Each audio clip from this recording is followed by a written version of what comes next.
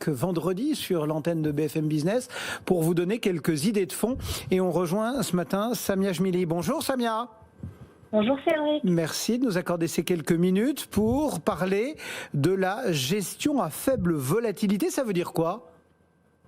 Les fonds à faible volatilité misent sur le fait que, historiquement, les actions moins volatiles offrent un couple rendement-risque de long terme supérieur au marché.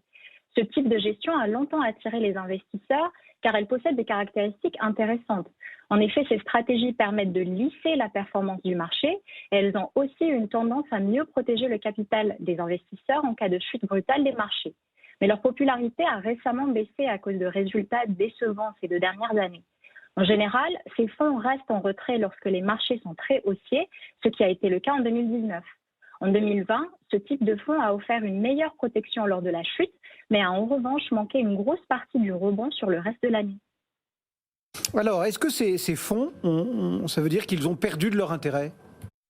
Non, les fonds à faible volatilité présentent toujours un intérêt dans le cadre d'une allocation de long terme, particulièrement pour des investisseurs qui ont une aversion au risque importante et qui souhaitent contenir les mouvements extrêmes du marché en période de crise. Leurs frais de gestion sont également moins élevés que pour la gestion active traditionnelle, ce qui est appréciable. Voilà donc quelques idées à avoir en tête quand on s'intéresse à ce type de fonds. Qu'est-ce qu'il faut prendre en considération lorsqu'on investit dans ces fonds, Samia ? Attention, car tous les fonds à faible volatilité ne sont pas de qualité égale.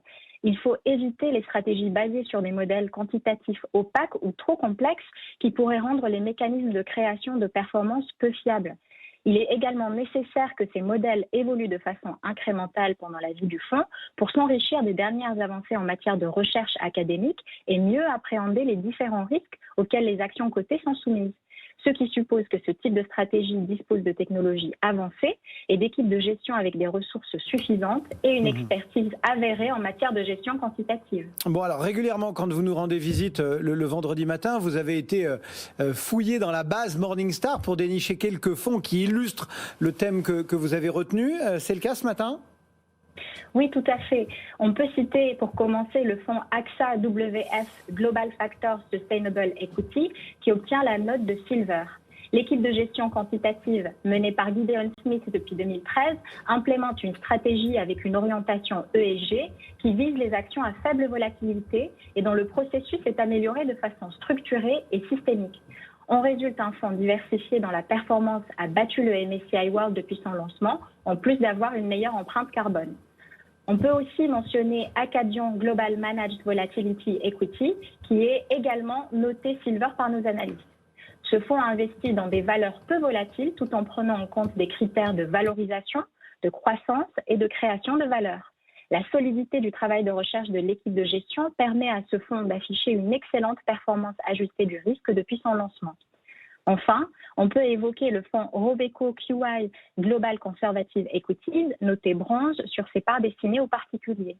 Ce fonds bénéficie d'un processus rigoureux et d'une équipe expérimentée reconnue pour la qualité de sa recherche quantitative. Même s'il a souffert en 2020 à cause de sa surpondération aux valeurs sous-cotées entre autres, il continue à emporter la conviction de nos analystes.